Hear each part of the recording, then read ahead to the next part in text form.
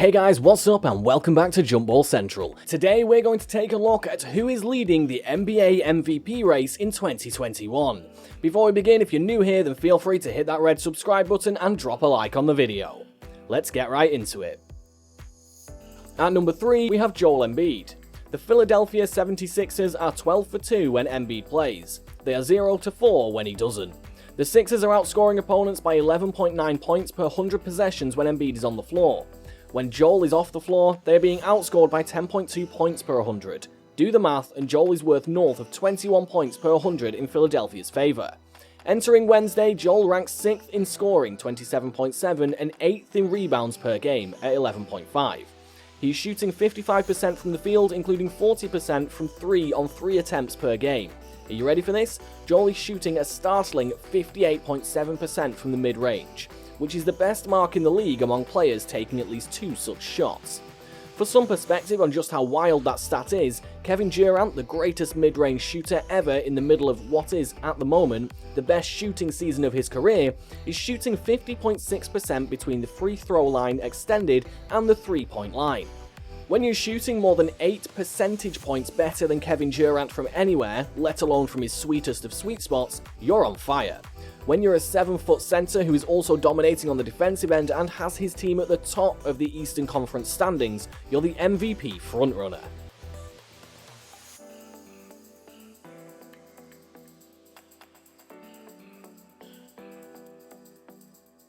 At number 2, we have LeBron James. LeBron hasn't won an MVP since 2013, and I think that's going to play a big factor this season. We've tried for too long to put other players in his class, and if voter fatigue works in the way of cancelling out guys who've recently won, then it can work the other way in propelling a guy like LeBron, whom voters have to be tired of snubbing. You want narrative? LeBron is 36 years old in his 18th season and still the best player in the world. You want winning? The Lakers are the best team in the league. You want impact? When LeBron is on the court without Anthony Davis, the Lakers are still winning those minutes by 6.8 points per 100 possessions. When you flip that and put Davis on the court without LeBron, the Lakers are a minus 3.5 per 100. LeBron's stats look pedestrian by his standards. 25.2 points a night, 7.9 rebounds, 7.4 assists, which, ho-hum, makes him the only player in the league averaging at least 25 for 7-7, on better than 40% three-point shooting. Oh yeah, did we mention that LeBron is shooting a career-high 6.6 threes per game and making them at a career-high 41.2% clip? He's also playing his backside off on defense. For the effort alone in a season in which everyone in the world expected him to coast through the regular season, LeBron is going to garner a lot of votes. If the Lakers finish as the number 1 seed and LeBron keeps up this kind of activity and production, given how overdue he is for his 5th MVP, LeBron is a great bet to end up winning this thing.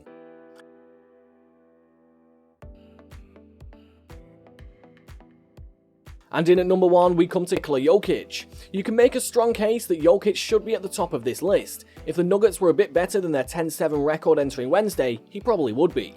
Jokic is 4th in the league in assists per game, a category he was leading most of the season until a couple teams started figuring out you can't double team one of the greatest passers ever without getting diced to pieces, which in turn leaves him with single coverage more often, which unlocks him as a scorer. This dilemma is at the core of Jokic's domination.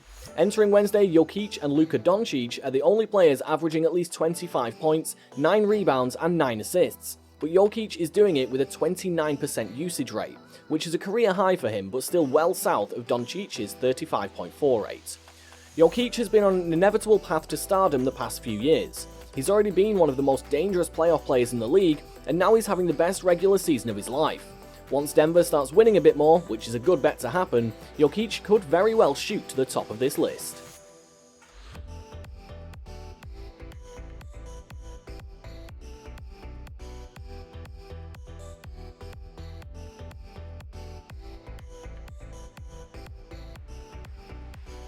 And that's all we have time for today, folks. I hope you enjoyed the video. If you did, then feel free to hit that like button, subscribe, and tell us in the comments what you enjoyed about it. Until next time.